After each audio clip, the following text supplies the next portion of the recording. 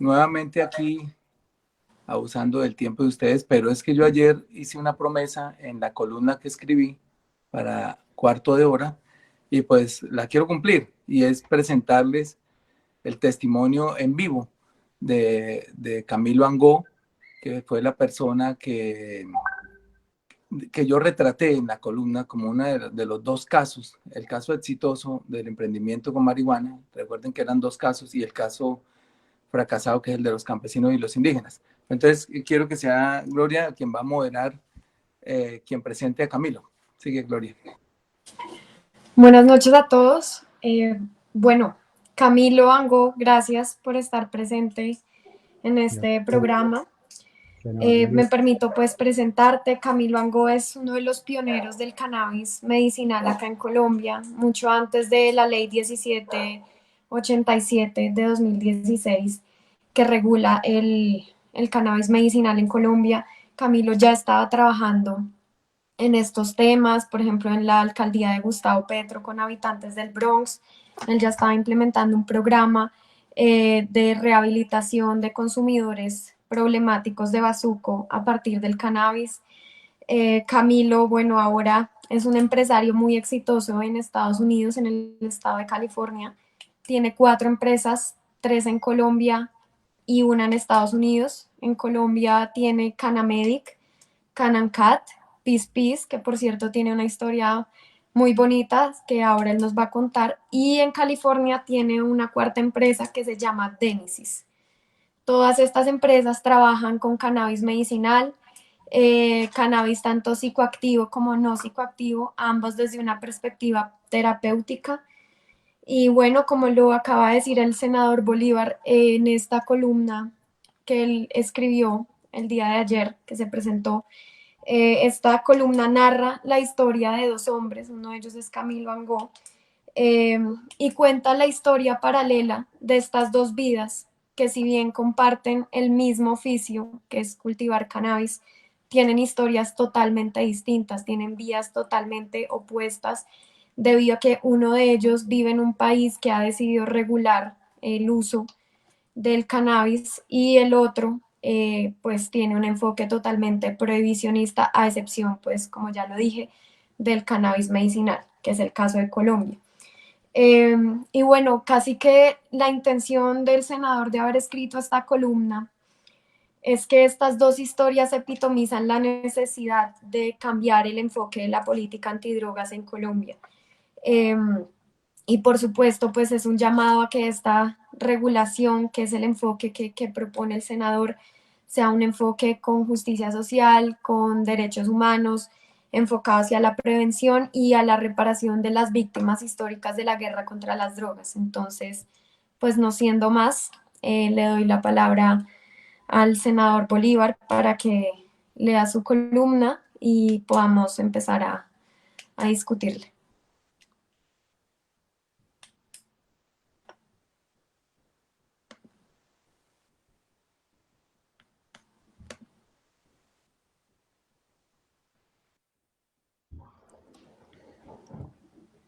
No, decía que primero que todo, Camilo, nos impactó mucho en tu historia la edad a la que empiezas a tener contacto con drogas de alto impacto, porque uno espera pues que se haga en la adolescencia, pero tú arrancas desde muy niño. Quiero que arranquemos contando la historia desde tu infancia y cómo llegaste a este universo, pues. Pues primero que todo, Gloria, muchas gracias. Muchas gracias por la invitación, senador Bolívar. Muy agradecido de verdad por la oportunidad de compartir con ustedes. Eh, pues mi consumo de sustancias empezó, yo creo que como muchos consumos en la infancia en Colombia, eh, con el traguito escondido de pronto en alguna bebida para de pronto realizar alguna fiesta en la casa en que los niños quedan mejor dormidos. Entonces, en mi casa habían muchos factores desconocidos que influían en la casa.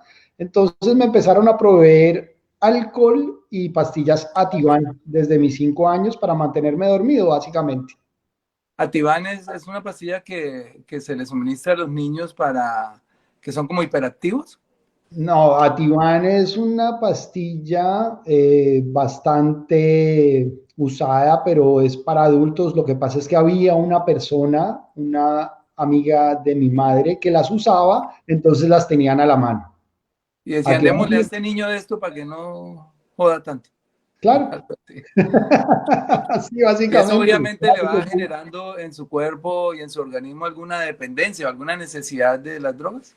Claro, las pastillas psiquiátricas son de las sustancias que más producen dependencia física, porque afectan drásticamente el funcionamiento de los neuroreceptores. Claro. Bueno, ¿y qué pasa después?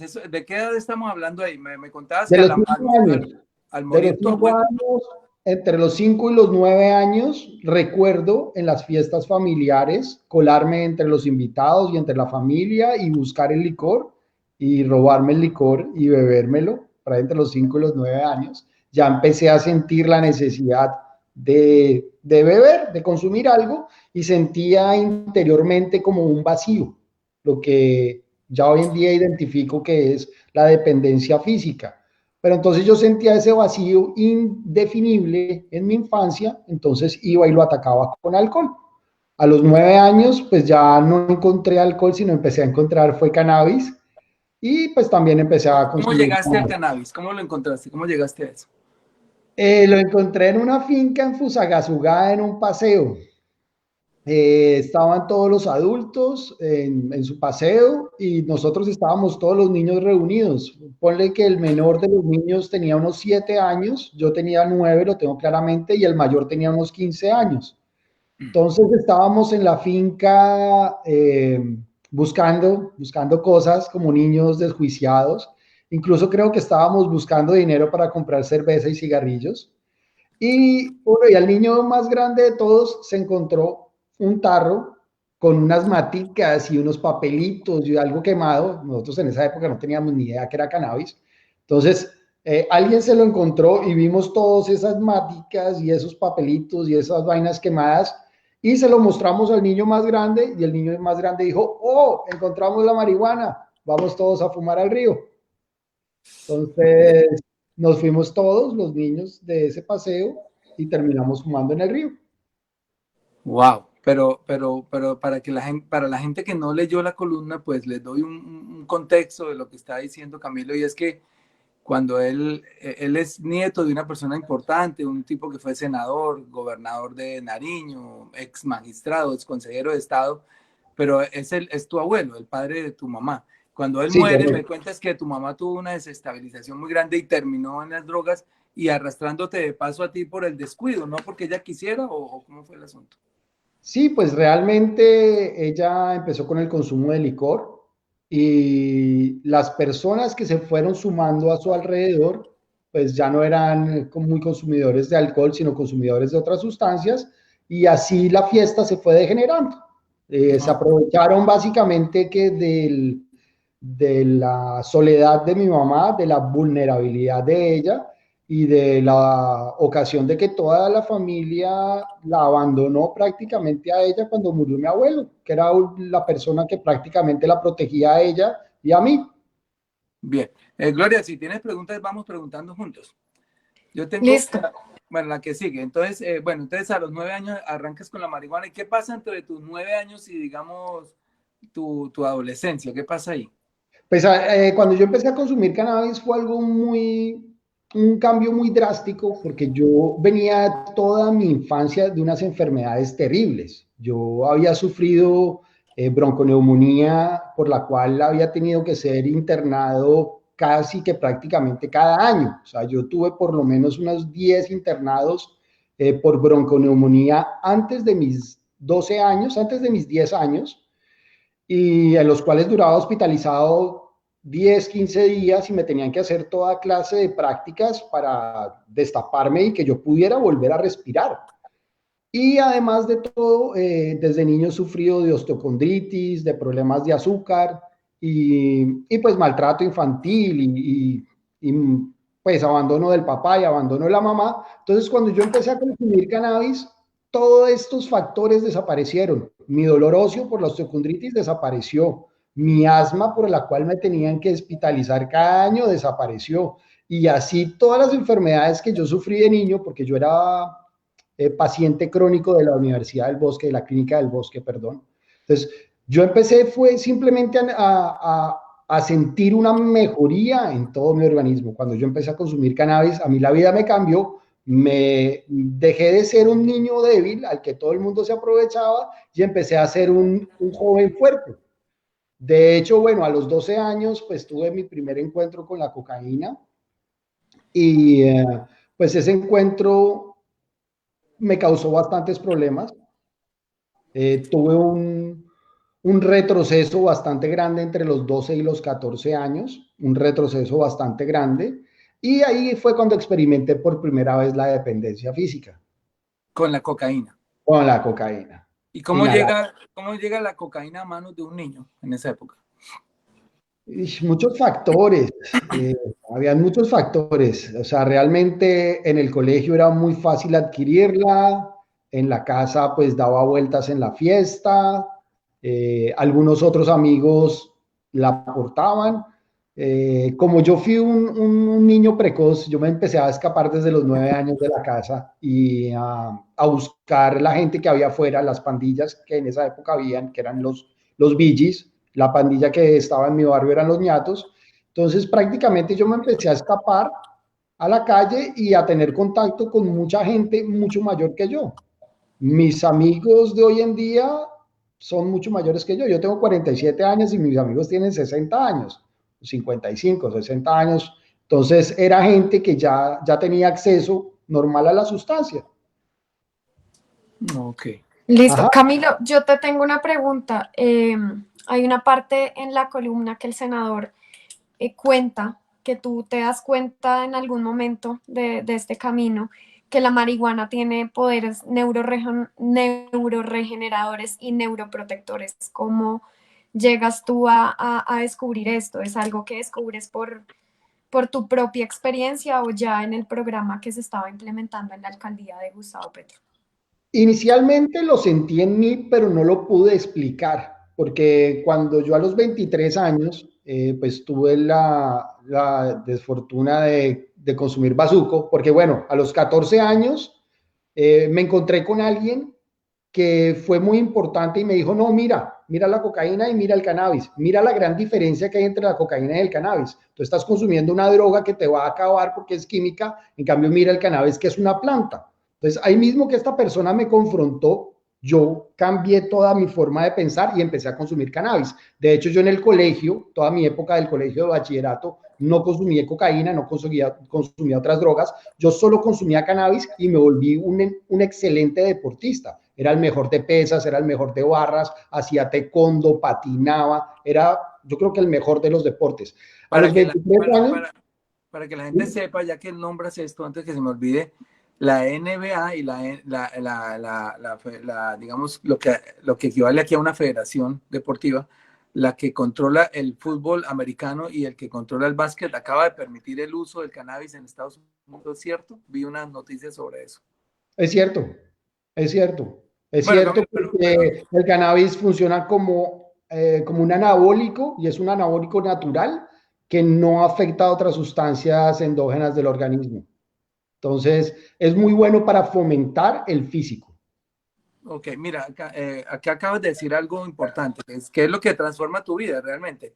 Y es eh, cuando descubres que todas estas enfermedades que tienes desde niño se te empiezan a disipar o las controla el uso de la marihuana, tú ahí empiezas a pensar en una transformación o todavía no es el momento en decirle al mundo, mire, esto es más medicinal que vicio y quiero compartirlo con otras personas. ¿Cómo fue eso?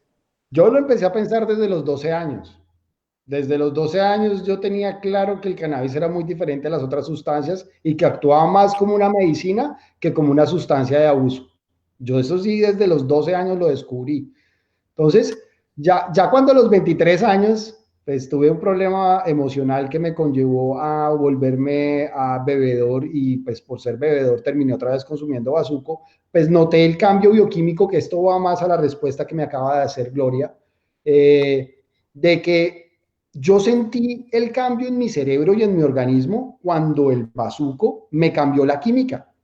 El bazuco me cambió completamente la química del organismo en un punto como a los 26 años y yo dije en ese momento, ok, esto es lo que es ser bazuquero. O sea, de verdad hay una línea de no retorno, de verdad hay un cambio bioquímico en el organismo, el cual pues no solamente te varía la forma de pensar, de actuar, cómo te sientes físicamente, sino además de todo te pide la sustancia como si fuera una sustancia, como si fuera una necesidad fisiológica. Entonces Claro. fue cuando yo dije, ok, listo, desde los 12 años yo estoy intentando parar, porque fue desde los 12 años cuando yo tuve mi experiencia con la cocaína que dije, por este lado no es, pero como yo ya sufría de adicción, no podía parar simplemente. Oiga, Entonces, Camilo, hay gente que está aquí obviamente porque pareciera que estuviéramos haciendo una apología de la marihuana y hay gente que ajá, bueno, hay gente que está de acuerdo, otra gente que no. Estoy leyendo aquí los comentarios. sí, Entonces, por señor. ejemplo, dice una persona que deberíamos también invitar a un psiquiatra para que hablara de esto.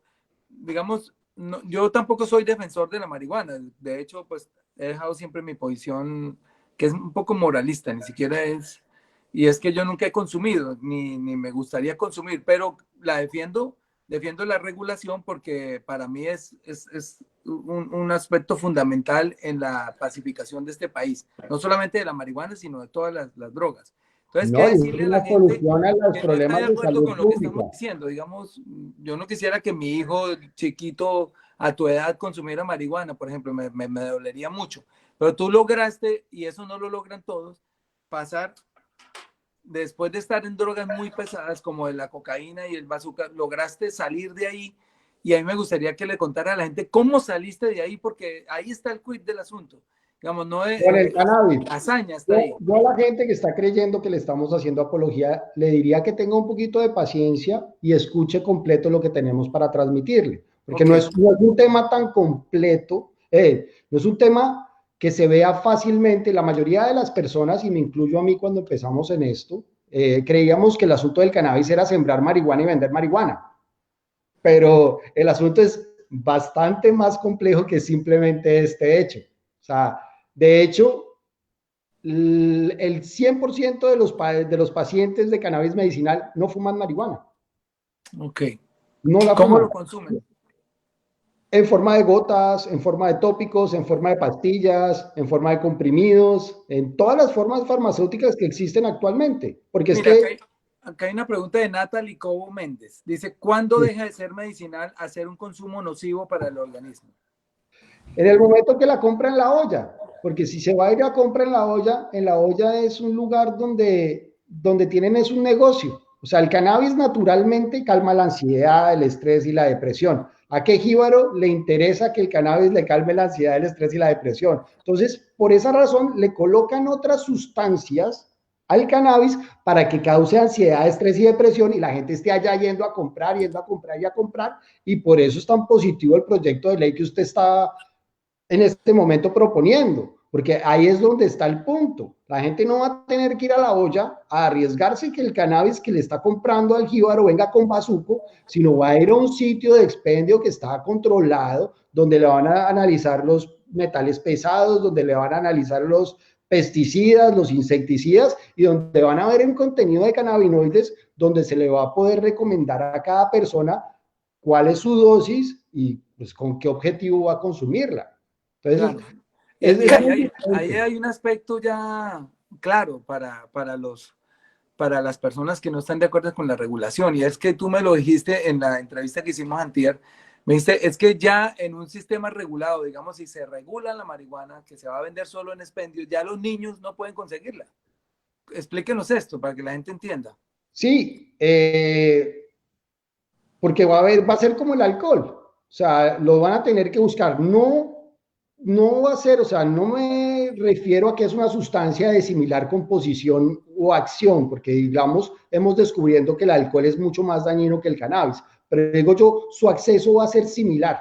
Su acceso va a ser similar al del alcohol. Entonces, en el momento en que se regule el uso solamente para los adultos, los mayores de 18 años, pues va a disminuir el acceso en el mercado negro y esto va a hacer que disminuya el acceso de sustancias en los menores. Gloria iba a decir No, algo. Sí, no, yo simplemente quería llamar la atención sobre un punto y es para las personas que de pronto tienen algún problema, digamos, que se sienten un poco tocados con el tema del cannabis, que es totalmente entendible porque lo primero que se puede pensar es en el abuso de la sustancia o en cómo el cannabis, como dicen muchos, es la puerta de entrada a otras drogas de más alto impacto. Yo quisiera es llamar la atención sobre cuál es la intención de la columna. La intención de la columna también es mostrar por qué el enfoque de regulación es el camino que se debe tomar. Entonces, la razón es, independientemente de si usted consume o no consume, hay que tener en cuenta que la demanda y el consumo de estas sustancias siempre va a existir. El punto es cómo disminuimos los riesgos y los daños de las personas que van a consumir, que es justamente lo Claro. que menciona Camilo y que ahora pues quisiera invitarlo a que nos amplíe un poco más de esto. Y es, por ejemplo, a pesar de que nosotros vivimos en un país totalmente prohibicionista que incluso contempla eh, en el Código Penal sanciones para el porte, para la fabricación de estas sustancias. De todas formas, vemos casos como el de Camilo y muchos otros en el que las personas caen en el consumo problemático, a pesar de que somos un país prohibicionista. Ahora, a pesar de que somos un país prohibicionista, igual somos el principal exportador de cocaína y productor de coca, de hoja de coca. Entonces yo pienso que el punto acá, que me gustaría saber ustedes dos qué opinan, no es si se consume cannabis o no, sino el punto es qué política, qué enfoque de política antidrogas estamos implementando, si vamos a seguir implementando la política antidrogas en la que el narco se sigue enriqueciendo y nuestros campesinos siguen empobrecidos, o si vamos a cambiar de paradigma y vamos a quitarle el negocio al narco de una sustancia que igual siempre va a existir demanda porque esto es exponencial en el tiempo, y vamos a aplicar un enfoque de derechos humanos y de prevención. Esa yo creo que es más la pregunta. Exacto. Bueno, Yo pienso que primero que todo hay que aclarar que el cannabis no es una droga. El cannabis es una planta medicinal que ha sido metida en el paquete de las drogas por puro desconocimiento. Pero es una planta ancestral que desde hace 10.000 años se utiliza para medicina y lo podemos encontrar en los libros textos chinos más antiguos de Oriente, de hace 10.000 años. Y si ponemos la traducción dice, cúralo todo. A la planta le decían cúralo todo hace 10.000 años en Asia. Entonces es una planta medicinal que además de todo lleva 90 años prohibida. O sea, todo el curso de la humanidad ha utilizado la planta en su beneficio para su salud. ¿Cuántas enfermedades hemos visto en los últimos 90 años empezar a explotar? ¿Cuántas enfermedades, cuántos pacientes vemos a diario de cáncer, de Alzheimer, de Parkinson, de fibromialgia, esclerosis múltiple, esclerosis lateral hemiotrófica? Todo este tipo de enfermedades, el último uno ha sido los 90 años. ¿Por qué no nos ponemos a pensar que qué tal que sea la deficiencia de esta planta la que nos ha puesto en estas condiciones de la mala salud pública y de mala salud personal? O sea, Camilo, disculpa, es que tengo como 1000 preguntas y quisiera casi responderle a todos. Entonces vamos a hacer con Gloria preguntas muy cortas también para respuestas cortas. vale. Acá pregunta Jairo Alvarado, ¿acaso el humo que crea el fumar cannabis no hace daño? Lo que pasa es que eso es para los que fuman cannabis. O sea, lo que se busca con esta regulación es ayudarle al paciente a que no fume cannabis. El fumar la planta estropea el 90% de la planta. El consumirla en gotas aprovecha el 100% medicinal de la planta. Ok. Dice Henry Guatibonza Solano, ¿funciona para todas las patologías? Funciona para aliviar los síntomas de casi cualquier patología, porque es que el cannabis tiene unos componentes que se llaman los cannabinoides y el cerebro produce unos componentes que se llaman endocannabinoides. Los endocannabinoides son la anandamida y el 2-AG. Si yo pongo la anandamida y el 2-AG en un tablero y los comparo con el THC y el CBD contenidos en la planta, son virtualmente idénticos en estructura molecular. Entonces, ¿qué pasa? Cuando una persona se empieza a enfermar es porque tiene deficiencias en un mecanismo que se llama el sistema endocannabinoide. Es uno de los sistemas más importantes del sistema nervioso central. Cuando empieza a fallar el sistema endocannabinoide, empieza a fallar el sistema nervioso central y nos empezamos a enfermar. Entonces, ese sistema endocannabinoide falla por la ausencia o por la por la poca producción de anandamida y 2-AG. Cuando le colocamos THC y CBD, los mismos receptores de la anandamida y del 2-AG van a recibir ese THC y ese CBD como si fueran unos neurotransmisores naturales. Entonces, en ese punto es cuando se realiza la homeostasis del cuerpo humano, y ahí cuando se realiza la homeostasis es que desaparecen los síntomas de casi cualquier enfermedad. Gracias. Bueno, Gloria, aquí pregunta Henry Medina, ¿cuál sería el primer paso para la regulación? Para que les cuente. Sí, eso estaba por comentarla también. Coméntales, ¿cuáles son los No, pasos es que estamos dando? que estaba por decir la pregunta para que Camilo pudiera No, pero no, responder. esta es para nosotros. ¿Cuál sería el primer paso para la regulación? O sea, para que les comente a Henry Medina qué paso estamos dando en Colombia para la regulación, y de repente le preguntamos también a Camilo qué pasos dieron en Estados Unidos para esa regulación. Listo, bueno, no sé si Corto. Henry y los demás personas que están conectadas y nos están escuchando saben que hay una iniciativa ahora mismo en el Congreso del senador Bolívar, justamente, que es una ley, un proyecto de ley para regular el uso adulto del cannabis. Entonces, ¿por qué le decimos uso adulto? Porque el primer paso para la regulación sería, por supuesto, acotar este consumo para personas mayores de edad. Esta regulación tendría que tener varios enfoques. Primero, un enfoque de salud pública, que es lo que ya hemos comentado acá un poco con Camilo, y es si partimos del supuesto de que la gente va a consumir, así la droga sea legal o no, al menos garanticemos que estas personas tengan acceso a sustancias de calidad. Entonces, esto es lo que vemos, por ejemplo, actualmente en Estados Unidos, en Canadá, en los países que ya han regulado y son dispensarios donde se le da a la gente un cannabis de calidad, un cannabis que no tenga químicos, un cannabis que no esté mezclado con otras sustancias como sucede en las calles. Hay muchas personas que por consumir cannabis de los jíbaros en la calle desarrollan temas de adicción porque lo mezclan con otras sustancias. Por otro lado, tendría que tener un enfoque de justicia social, de derechos humanos. Esto sería equivalente a que las personas que históricamente han sido víctimas de la guerra contra las drogas, que en nuestro caso serían las comunidades rurales, los campesinos, los indígenas, y en este caso, citando la columna nuevamente, sería el caso de la familia Hormiga, por ejemplo, que es una familia indígena del Cauca, que siempre ha cultivado cannabis y aún así, pues, digamos, están sumidos en la pobreza y sometidos a la violencia de los grupos armados. Ellos deberían tener prioridad en el acceso a las licencias. Y en el caso de Estados Unidos, pues serían, digamos, las poblaciones negras, que ya está sucediendo también. Y pues otro paso para la regulación muy importante sería reinvertir estas ganancias que se van a obtener del cannabis vía impuestos, que estas ganancias sean reinvertidas en prevención y en educación. ¿Por qué? Porque justamente esto no es una apología al consumo. Esto, con este proyecto de ley o con el enfoque de regulación no se busca que la gente se promueva el consumo, sino todo lo contrario. Se busca es que sea un consumo controlado, un consumo regulado, pero que a la vez se mencionen Gloria. los riesgos que esto implica con un enfoque de Sí, prevención. es que hablar más corto porque hay muchas preguntas, pero bien, gracias. Mira, cada pregunta, Hilda Díaz dice, ¿y cuántos mueren por alcohol? Esa la respondo en 2 segundos. Al año por alcohol mueren 3.300.000 personas en el mundo. Y por marihuana, no sé si haya registros, Camilo. Ninguna. Sí. ¿Cero? Ninguna. No. De hecho, en Estados Unidos se está ayudando a controlar la crisis de los opioides. Los médicos están diciéndole a la persona que está buscando el opioide para tratar su dolor, están diciendo, pruebe primero con cannabis, porque el opioide posiblemente lo va a volver adicto y después le va a agravar la situación. Entonces, pruebe primero con el cannabis.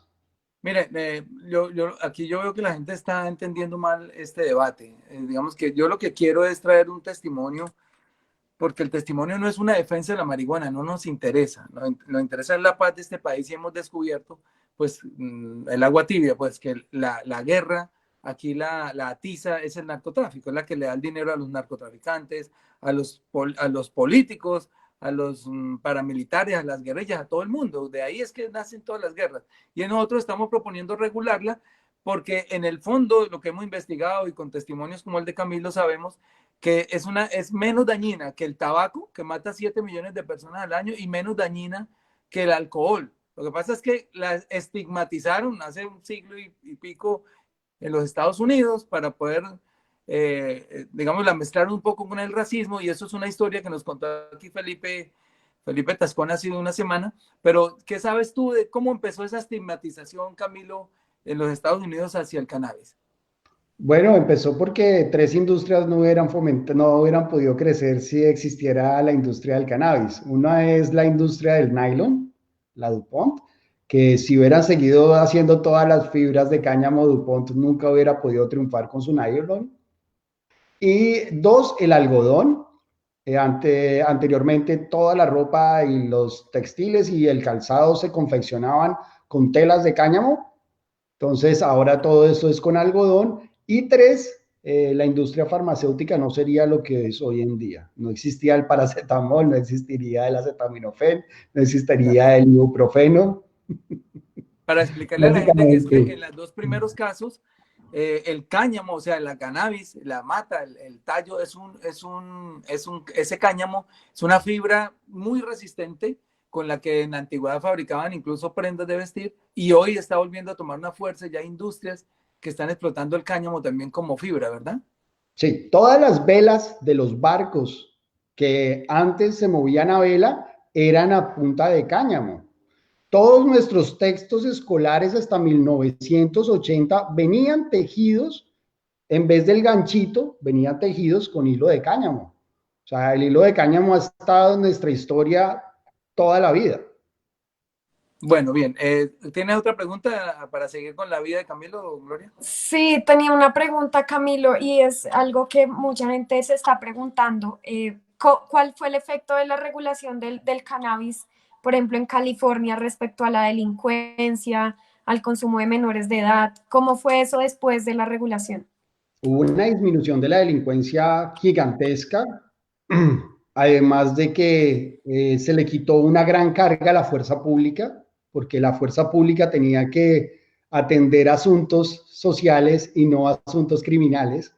Entonces se le quitó toda esa carga y además de todo, pues el acceso se mejoró notablemente. O sea, el acceso al cannabis se mejoró, la calidad mejoró, se estableció una competencia sana y eso también mejoró los precios, aunque no quiere decir que haya desaparecido pues la parte del mercado negro. La parte del mercado negro existe y existirá mientras se va adaptando toda la regulación. La regulación no es que vaya a solucionar todo de un día para otro. La regulación es el paso para empezar a solucionar todo y empezar a buscar las mejores vías para la solución del conflicto, sobre todo de la guerra de las drogas. Claro. Pero mira, baja delincuencia. A mí lo que más me interesa es que ya se le quita el dinero al narcotraficante y este dinero lo empieza a captar el mismo Estado. Y tengo entendido que en California el Estado lo está reinvirtiendo en campañas de educación, en asistencia social, etcétera, ¿verdad? Sí, es correcto. Incluso en campañas para la adicción. Bueno, bien. Entonces, bueno, continuemos entonces con su vida.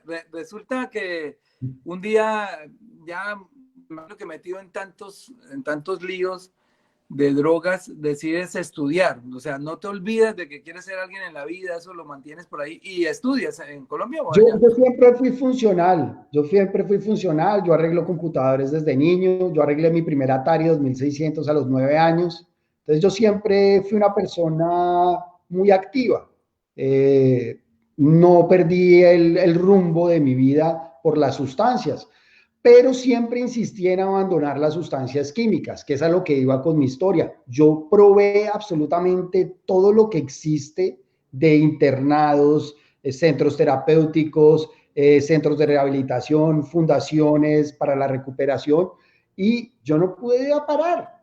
Yo tuve que recurrir al cannabis porque no podía parar de consumir, y esto es lo que le pasa a millones de adictos en el mundo. No pueden parar porque simplemente tienen un problema de neuroreceptores que desconocen, y es ahí a lo que iba Gloria con el asunto del neuroregenerador y neuroprotector.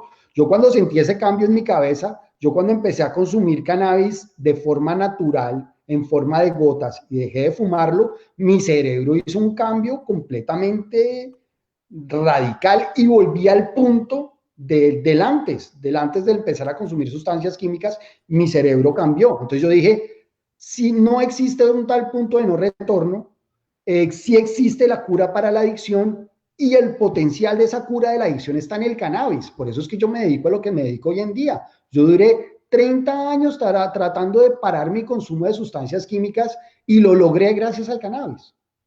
Entonces, me puse a investigar y descubrí los estudios del doctor Manuel Guzmán, que es un español de la Universidad de Valencia, y él tiene muchos estudios donde relaciona el poder neuroregenerador y neuroprotector del cannabis en el cerebro. Incluso ha descrito en sus estudios casos de isquemia, donde hay una parte del cerebro que se ha muerto y se ha recuperado simplemente con la ingesta de cannabinoides, en la forma adecuada, con la dosis indicada y de la mejor calidad. Gloria. Listo. Hay una persona, Fabián Felipe Gutiérrez, que creo que pregunta algo totalmente pertinente con lo que acabas de decir y es cómo acabar la drogadicción con la legalización de las drogas. ¿Tú cómo crees, Camilo, que en un escenario de regulación podríamos abordar esta problemática que preocupa mucho, por ejemplo, a los padres? Hay muchos científicos que opinan lo mismo que yo, y es, para la mordedura de perro, pelos del mismo perro. O sea, la única forma de resolver el problema de drogas en el mundo es con las mismas sustancias. Todos bien lo sabemos. De hecho, aquí en California existe MAPS, Multidisciplinary Association for Psychedelic Studies, y ellos hacen estudios con sustancias psicodélicas como el LSD, como el MDMA, como la psilocibina, como el DMT y el mismo cannabis. Y hay muchos de estos tratamientos son para el tratamiento del estrés postraumático, para ayudar a los veteranos de guerra, para sobre todo, o sea, globalizando para salud mental. O sea, las sustancias sirven para mejorar la salud mental y la salud pública, pero utilizándolas de la buena manera. Por eso es que necesitamos una regulación. Claro. Perfecto. Camilo, hay un señor aquí que insiste en que hable un psiquiatra, un señor Tirso. Dice, usted no es médico, que hable un psiquiatra. ¿Qué diría un psiquiatra? Pues, yo soy el mejor amigo del médico. A mí no me pienso que recomiendan tú los lo mejores suplantes, médicos pero del país. tú has hablado con psiquiatras, ¿qué dicen ellos? A mí me consultan los psiquiatras para asuntos de cannabis. Realmente el psiquiatra es uno de mis mejores amigos, el médico es uno de mis mejores amigos, el especialista me recomiendan a mí porque ellos han notado que sus pacientes mejoran notablemente cuando empiezan a consumir cannabis de la forma adecuada. Por ejemplo, ¿por qué soy el mejor amigo del médico o del psiquiatra? Porque muchas veces el médico o el psiquiatra trata directamente la enfermedad y cuando se trata directamente la enfermedad, el sufrimiento del paciente aumenta. En cambio, mi trabajo no está enfocado en tratar la enfermedad del paciente, sino en tratar el sufrimiento. Entonces, si yo le ayudo a tratar el sufrimiento al médico, pues soy el mejor amigo del médico. Ok. Perfecto. Yo tengo una pregunta para el senador Bolívar y es, ¿por qué es necesario que el Congreso tramite una ley para regular el uso adulto del cannabis? ¿Cuáles han sido los resultados del enfoque prohibicionista en Colombia? ¿Ha servido para algo, para reducir el consumo o para reducir el narcotráfico? ¿O por qué es necesario tramitar esta ley?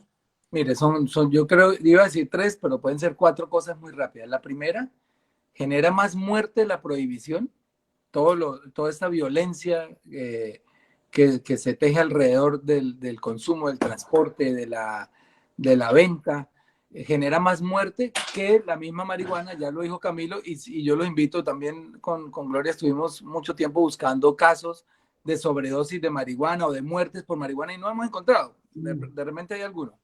Pero es una sustancia que no mata. Lo que mata es la prohibición, porque entonces entra el narcotraficante y el campesino que se opone a sembrar marihuana lo matan y el líder social que se opone a que en su resguardo haya marihuana también lo matan y el jíbaro lo matan por rendición de cuentas y al consumidor al final de repente cae por ahí en una balacera, etc. Ese consumo genera muerte, esa prohibición genera muerte. El consumo no.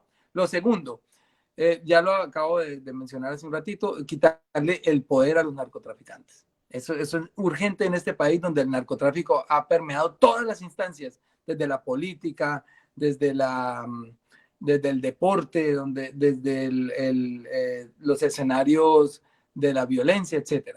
Lo tercero, que ya tú también lo habías mencionado, Gloria, ahorita, es darle más seguridad al consumidor, en el sentido de lo que también dijo Camilo. Yo lo que estoy haciendo es un resumen acá, de que en el dispensario, en el caso en que la regulemos en Colombia, la van a vender en unos dispensarios. En ese dispensario no le mezclan químicos, y entonces la gente va a consumir una marihuana de más calidad, porque ya lo dijo Camilo, en la olla le meten químicos para que el chico vuelva, o el joven vuelva, o el adulto, porque también hay una cantidad de adultos consumiendo.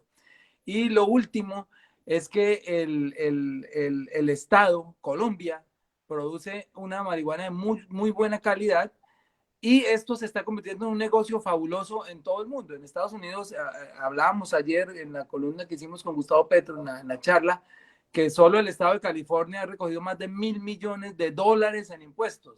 Son 4 billones de pesos. Un Estado. Creo que el Estado de Colorado iba por $1.500 millones.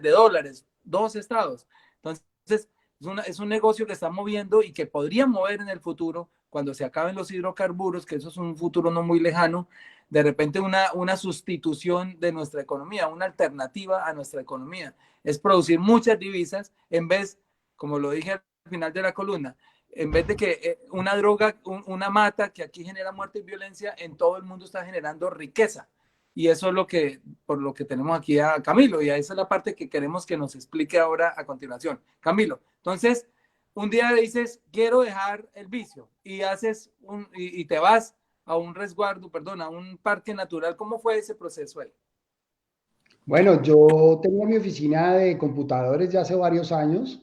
Yo negociaba con computadores, todo tipo de negocio con computadores, y decidí vender todo porque realmente no había podido parar. Entonces vendí todo y me fui a una montaña. Busqué una finca en un lugar idóneo que me funcionara, un lugar apartado y seguro y económico. Y encontré esta finca de Pacho Caballo en Arcabuco y le conté de mi proyecto y él me abrió las puertas. Yo empecé a trabajar en esa casa, puse mis invernaderos, empecé a sembrar quinoa, amaranto, fresa, tomate, pimentón, lechuga, todos mis alimentos los empecé a sembrar ahí, y mis medicinas, las plantas de cannabis. Empecé a sembrarlas y empecé a hacer mis experimentos. Fue cuando desarrollé la pomada, fue cuando desarrollé el spray, fue cuando desarrollé las gotas, fue cuando desarrollé los extractos, y empecé a cacharrear con los diferentes protocolos de dosificación. Entonces, empecé a conectarme con científicos del mundo, alguna gente me ayudó, y así fui empezando, cacharreando.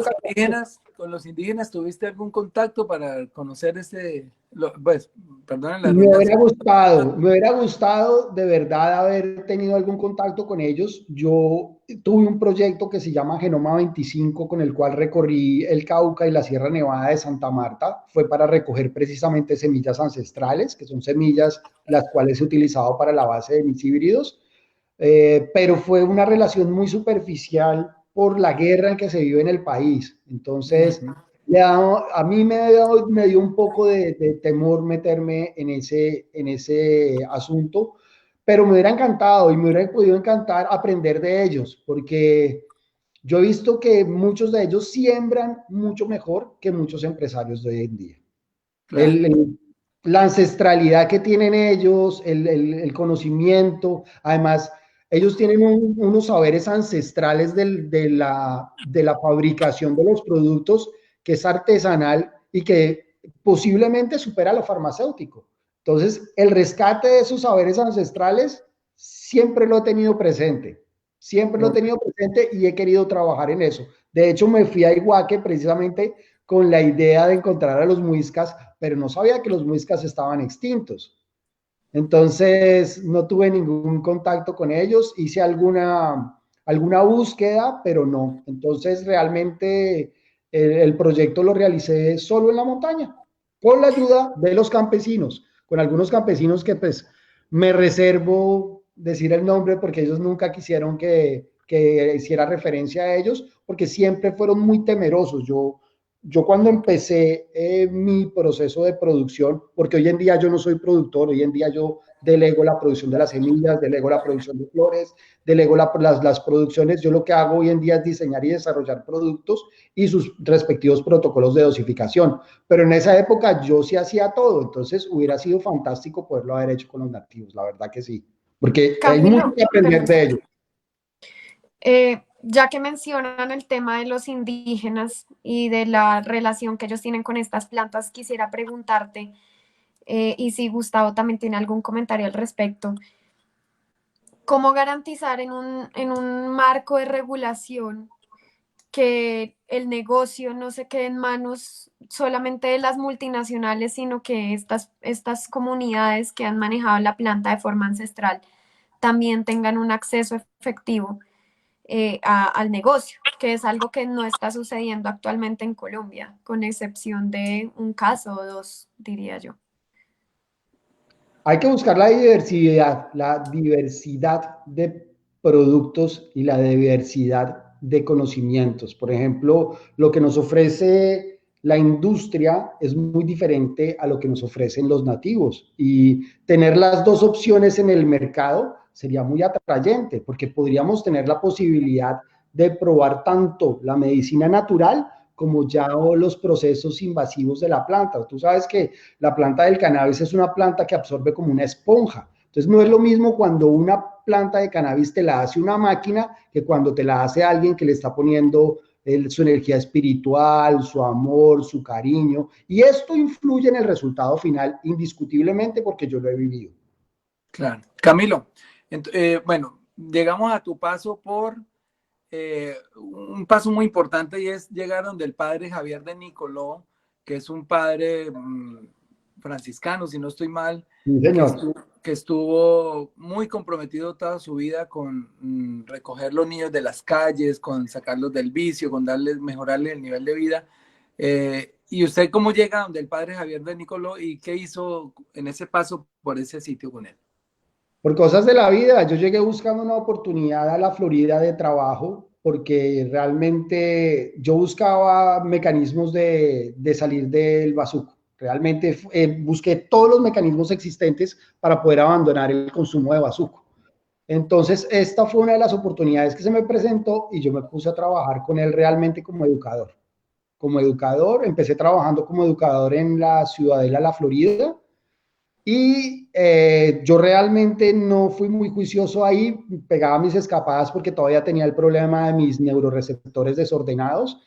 Entonces le pedí el favor personal al padre de que me enviara lejos y él me envió al Parque Nacional Natural del Tuparro a trabajar con los jóvenes de la calle de allá. Entonces lo que hacía era, me iba para el Cartucho, la calle del Cartucho en esa época todavía existía, y llenábamos 3 o 4 camiones, a cada camión lo llenábamos por ahí con unos 50 jóvenes, entre 12 y 18 años, que era el límite de edad, aunque habían algunos jóvenes que pues se colaban y pues que uno ya sabía más o menos que eran jóvenes que valía la pena llevar, porque eran jóvenes mujer, que no eran mal ambientosos. Entonces nos llevábamos a los jóvenes para allá, para el Tuparro, en la carrocería de un camión y los transcursos más cortos eran de 9 días, 6 días por tierra hasta el tapón En y Guainía, después ¿cierto?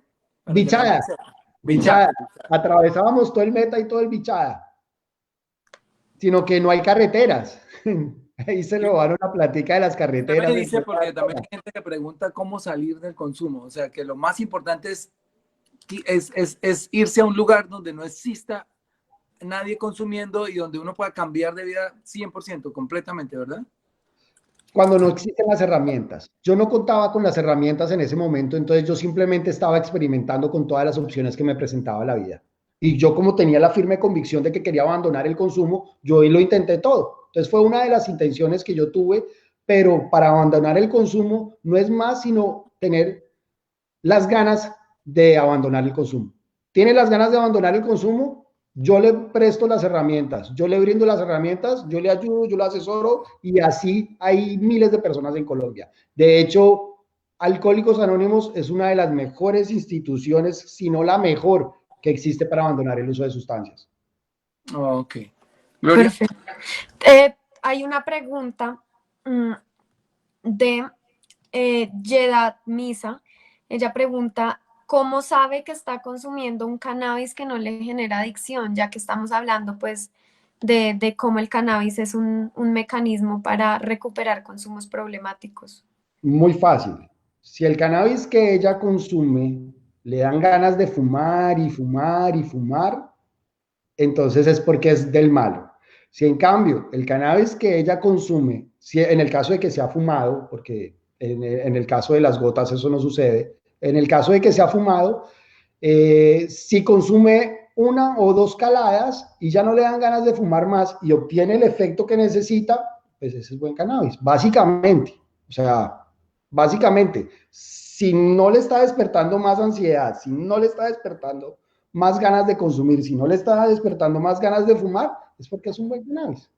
No es el mejor, pero estamos hablando de entre el bueno y el malo. Ya el mejor es el que sea, el que es del autocultivo. Ahí sí entra el autocultivo, porque es que el que la autocultiva le pone el cariño, la energía, no le va a poner a echar químicos, no le va, o sea, le pone todos los cuidados y su energía a la planta. Entonces ahí el mejor cannabis sería el autocultivo. Y entre y el peor y el mejor, el que le causa mucha ansiedad es el malo y el que no le, y el que le quita la ansiedad es el bueno. ¿Cómo se hace para que, o sea, se ha descubierto pues que unas plantas tienen más cannabidol que otras?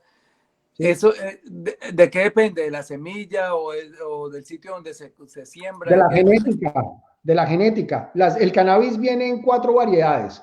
Viene en la índica, la sativa, la rudelaris y la afgana. Son esas 4 variedades y de ahí se desprenden subvariedades que son las genéticas que existen alrededor de entre 12.000 y 15.000. Wow. Entonces, sí, básicamente uno mira una ficha técnica y uno ya con la ficha técnica uno más o menos sabe. Pero de ahí a la práctica, entonces uno con la ficha técnica la cultiva y si tiene algunas cosas que a uno no le gustan de esa genética, pues busca uno otra genética que uno ya conozca, empieza a hibridarlas y empieza a quitarle todos los factores que para uno son desagradables de la genética. Pero eso todo lo dicta la genética. Mira, Camilo, después de tu paso por IDIPRON con el padre Javier de Nicoló, tú ya vuelves a Bogotá, tienes un paso por la alcaldía de Gustavo Petro. ¿Cómo fue esa experiencia y qué hacías ahí con la gente del Bronx? Pues yo ya después de haber vuelto de donde el padre Nicoló y después de haber pasado por Iguaque y después de haber pasado por mi regeneración cerebral, porque eso fue una regeneración de los neuroreceptores, eso lo tengo clarísimo. Yo dije, ok, descubrí la cura para el bazuco. O sea, de verdad me convencí porque yo ya después de haber probado 30 años todo, no había podido parar y hago las gotas y eso, entonces digo yo, descubrí la cura para el bazuco y vi que que Gustavo Petro, estaba publicando en algún medio que estaba buscando hacer un programa de cannabis de sustitución para habitantes de calle. Entonces yo dije, yo estaba viviendo en Arcabuco, Boyacá, en Villa de Leyva, y dije, voy a ir a buscarlo. Y fui y lo busqué. Entonces ahí fue cuando tuve contacto con Alfonso Jaramillo, con Guillermo Asprilla, ya con Secretaría de Gobierno directamente, y ahí fue cuando empezamos las conversaciones. Entonces yo les hice mi propuesta y la propuesta en el CEAX, en el Centro de Estudios y Análisis y Convivencia de Seguridad Ciudadana, pasó y empezamos a hacer el proyecto. Oh, ok. Ajá. Y Camilo, perdón, sigue, Gustavo, sigue. sigue tú. No, sigue tú, Glorita, tranquila. No sé si vas a hacer otra pregunta sobre su paso No, por la alcaldía. que si alcanzó a ver resultados con eso, porque siento que esa alcaldía hubo No, la mucho. alcaldía desafortunadamente nos sabotearon la alcaldía de Petro. Entonces eso también saboteó el trabajo que queríamos hacer con habitantes de calle, porque realmente era un trabajo que iba a dar muchos frutos, porque la idea era entrenar a los primeros 300 jóvenes de calle que iban a sacar a todo el resto. Entonces, se truncó un poco ese camino porque nos sabotearon la alcaldía en ese Pregunta momento de Petro. Valeria Gutiérrez, ¿a qué edad logró dejar el consumo de bazuco? Desde el 12 de diciembre del 2009. Listo. Sigue, Glorita. Bueno, yo quería preguntarte, después de tu paso por la alcaldía, sabemos que estuviste en el proceso de la creación de la ley que regula el consumo de el uso de marihuana medicinal. Entonces, quería preguntarte cómo fue ese proceso, cuáles fueron si, digamos, lograste aplicar lo que habías vivido a partir del Bazuco en el tema de la creación de la ley. Se te cortó la pregunta, ¿me la puedes repetir, porfa? Te estaba preguntando cómo fue el proceso de tu asesoramiento para la creación de la ley que regula el uso de marihuana medicinal y si ahí lograste plasmar varias de las experiencias que tú habías vivido con esta planta. Bueno, realmente a mí me llamaron a conformar la mesa de trabajo del cannabis medicinal en la Comisión Primera del Senado de la República en el 2014 y el tema se detuvo bastante, el tema no progresaba y el 17 de febrero del 2015 fui yo atrapado conduciendo mi carro con 4 o 5 libras de cannabis medicinal, que pues no es cannabis prensado, entonces era un gran bulto, grandísimo. Entonces me judicializaron y gracias a esa judicialización, que fue bastante terrorífico, pues soy el primer caso de cannabis medicinal ¿Te judicial condenaron?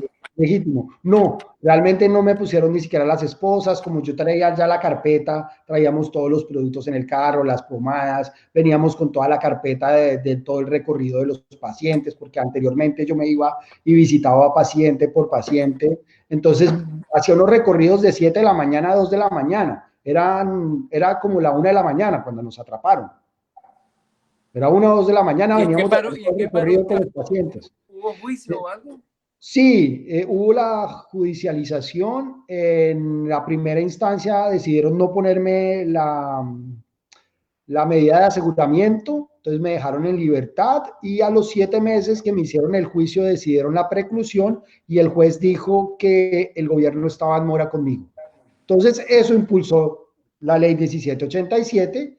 Entonces eso ya otra vez le dio un movimiento al cannabis que se había como quedado quieto en Colombia y ya volvimos a empezar las conversaciones con la Comisión Primera y se dio, pero realmente no tuvimos mucho tiempo para compartir acerca de mi trabajo, entonces realmente se tuvieron en cuenta otros factores, pero no realmente lo de mi tratamiento para las adicciones, tal vez se tuvo en cuenta, sí se tuvo que haber tenido en cuenta, pero no fue algo que haya sido muy visible en la elaboración de la ley.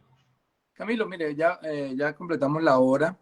Quisiera, para terminar, que le contaras a la gente que nos está viendo hasta ahora, y les agradecemos mucho si comparten una última vez para que más personas se enteren, que le contaras a la gente cómo fue tu llegada a los Estados Unidos y cómo te convertiste en lo que eres hoy, un empresario de la marihuana en los Estados Unidos, en California. Bueno, fue una lucha bastante grande, una lucha bastante grande. Realmente yo aquí en Estados Unidos no soy productor, yo aquí soy más que todo intelectual, yo diseño y desarrollo productos de cannabis medicinal. Tengo mi empresa, pero como hago normalmente en Colombia, tengo los productores que me proveen la semilla, tengo los productores que me proveen las flores, tengo todo, y yo lo que hago es me dedico al diseño y al desarrollo de productos y protocolos de dosificación, sobre todo porque ahorita estoy enfocado en la crisis de opioides. Yo ahorita estoy haciendo un estudio en Harvard, estoy estudiando en Harvard y estoy haciendo un estudio precisamente para aprender cómo puedo ayudar a los pacientes que están con los opioides a pasarse al cannabis, porque hay muchos pacientes sufriendo con dolor y sufriendo de unas enfermedades extremadamente graves y tratándose con opioides, que los opioides pierden su efecto a los 2 meses y de ahí para adelante aumentan el dolor y aumentan el calvario. Y poderle quitar estos opioides a esos pacientes es un proceso supremamente difícil. Entonces, básicamente estoy enfocando en eso mi trabajo aquí en Estados Unidos, en ver cómo puedo abordar la crisis de opioides y cómo poder darle una solución o un apoyo por medio del cannabis medicinal. Bueno, Glorita, vamos a hacer un cierre. Haz tu última pregunta, yo hago la última y para que Camilo nos ayude a cerrar ya el programa. Agradeciéndole Yo tanta quisiera claridad. agregar algo Sí, chiquitico. obviamente, claro, tranquilo. Mira, hay un problema gravísimo que produce la prohibición del cannabis en Colombia.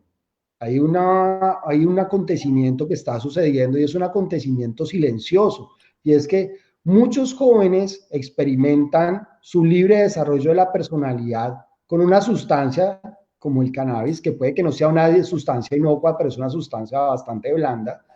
Y estos jóvenes, por irresponsabilidad de sus familiares, terminan en centros de adicciones, en centros de rehabilitación, y en esos centros sí terminan consumiendo drogas de verdad peligrosas como bazuco, cocaína, heroína y las demás. Entonces, me parece a mí que es bastante grave porque esos muchachos que entran con un problema que ni siquiera es un problema, sino es un mal hábito a una planta medicinal que han cogido un mal hábito, terminan consumiendo heroína y muchos de ellos terminan muertos por sobredosis. O muchos de ellos y muchas de ellas terminan sufriendo unos calvarios en el mundo de las drogas verdaderamente duras, como son las drogas químicas, a causa de la falta de información que existe en este sentido, porque como el cannabis la meten en el mismo paquete de las drogas, el que consume cannabis cree que ya como consumió una droga puede consumir cualquier otra droga. Ahí es donde está el verdadero problema de la prohibición del cannabis. Entonces, yo le pediría a los padres de estos jóvenes que consumen cannabis que en vez de meterlos a un centro de rehabilitación, hablen con ellos, que los ayuden a ver cómo pueden ayudarles a solucionar su mal hábito, a que de verdad dialoguen con ellos y no pierdan su responsabilidad y se la dejen a centros de rehabilitación donde sí hay gente inescrupulosa, donde de verdad terminan arruinándole la vida a estos jóvenes. Porque esto fue algo de lo que yo viví durante los 10, 15 años que estuve en los centros de rehabilitación. Vi decenas de jóvenes de entre 12 y 15 años entrando por simples problemas de mal hábito con el cannabis y terminando 2, 3, 4, 5, 6 años haciendo tratamiento después para abandonar la heroína o la cocaína. Entonces, Perfecto. esto es algo que no debería suceder. Esto es algo que no debería suceder. Ahorita. Listo. Yo quiero hacerte una última pregunta, Camilo, y teniendo en cuenta pues toda tu experiencia, tu historia, tu asesoramiento a la ley de cannabis medicinal, yo quisiera que nos contaras qué opinas tú de la ley que cursa actualmente en el Congreso sobre la regulación del cannabis del uso adulto, que es iniciativa del senador Gustavo Bolívar y otros 33 senadores. La verdad me parece excelente. Yo la estuve leyendo ayer, antier y hoy, y la verdad me parece que es el complemento perfecto. Es una ley que complementa lo que hace falta en Colombia. O sea, aquí en Estados Unidos básicamente pasa lo mismo. Hubo primero una ley del cannabis medicinal y se vieron las falencias que dejó esa ley y por eso tuvieron que implementar la del uso adulto para poder suplir esas falencias que produjo la primera ley. Entonces me parece que es el complemento perfecto. Es el complemento perfecto para poder terminar con toda la cadena de producción. Como lo dije yo en un principio, esto no es sembrar y vender marihuana. Sembrar marihuana para vender marihuana, no. Esto tiene todo un proceso científico en la parte de la semilla, esto tiene todo un proceso científico en la parte del tallo, esto tiene todo un proceso científico en la parte de la flor, esto tiene todo un proceso científico en la parte de la hoja, o sea, y hay diferentes industrias que se dividen a raíz del potencial tan increíble que tiene la planta del cannabis, porque es que es un potencial increíble. Si nosotros tuviéramos que viajar por el espacio, porque este planeta ya perdimos todos los recursos, podríamos llegar a cualquier otro planeta donde simplemente haya agua fértil y tierra y podemos obtener todo lo que necesitamos si llevamos semillas de cannabis en nuestro bolsillo. O sea, con las semillas de cannabis en nuestro bolsillo podemos llegar a cualquier sitio donde simplemente haya tierra y agua y todo el resto lo hacemos. Nos damos los textiles, nos damos el calzado, nos damos la vivienda, nos damos las medicinas, nos damos los alimentos y nos damos el combustible. Perfecto. No, qué buen testimonio, Camilo. Pues bueno, Camilo, sé que nos podríamos pasar aquí horas y horas hablando. Este es un tema muy largo. No sé si en el futuro nos vuelvas a acompañar cuando ya la ley que estamos promoviendo en el Senado se esté debatiendo. Nos gustaría mucho tener tu testimonio allá en la plenaria del Congreso, declarar una sesión informal para que hables y les muestres a muchos congresistas que todavía no están convencidos, pues, de las bondades del proyecto, ¿no? Desde el punto de vista económico para el país, desde el punto de vista de salud pública, desde el punto de vista de la guerra para acabarla. En fin, son múltiples las ventajas que tiene. Hay detractores, los entiendo, yo era uno. Cuando mis hijos estaban más pequeños, yo vivía aterrorizado para que no fueran a caer en las garras de la marihuana o de otra droga. Y muchos papás también, pero ya entendiéndolo, como lo hemos venido entendiendo y sabiendo que en un sistema regulado es más fácil arrebatarle a los niños al vicio, pues yo pienso que este es el camino. Entonces, Camilo, para agradecerte, a Gloria también, agradecerle a la gente que nos vio, que por favor compartan esto, porque ahí es como vamos haciendo pedagogía para que la gente vaya entendiendo que esto no es una apología a las drogas, al contrario, es cómo convertimos esto que nos ha dado tanta violencia en Colombia, cómo lo convertimos en algo positivo, y es darle a los campesinos la oportunidad de que se enriquezcan, de que tengan dinero, de que tengan granjas, agroindustria, de que eduquen bien a sus hijos, y por ahí empieza la paz de Colombia. Entonces, si quieren, despídense, chicos, y nos vemos en una próxima ocasión. Muchas gracias por la invitación, senador Bolívar. De verdad muy agradecido. Muchas gracias a ti también, Gloria. Y pues claro que me encantaría acompañarlos en una próxima oportunidad. Bien, mil gracias, Camilo. Glorita. Bueno, gracias a todos por seguir esta transmisión y pues esperamos que este sea un espacio en el que de pronto muchos cambien su paradigma sobre lo que es la guerra contra las drogas y el enfoque que debería tener el país y el mundo, pues. Y bueno, muchas gracias, Gustavo, gracias, Camilo, por estar presente contando esta historia. La gente está preguntando cómo puede contactarte. No sé si nos puedas dar, si Un puedes mail. mencionar acá un mail, un Twitter, Facebook Claro o que algo sí. donde la gente pueda escribirte. Camilo@laboratorioscanamedic.com. Canamedic con doble N. Camilo@laboratorioscanamedic.com o por mi Facebook, Camilo Ango Borrero. Perfecto. Bien, gracias. Listo, Gracias, Camilo. muchas gracias. Nos vemos en la próxima. Nos vemos el próximo Bien. domingo en la lectura de una nueva columna. Chao a todos. Bueno, chao. Gracias. Muy Hasta amable. luego, gracias a todos. Gracias.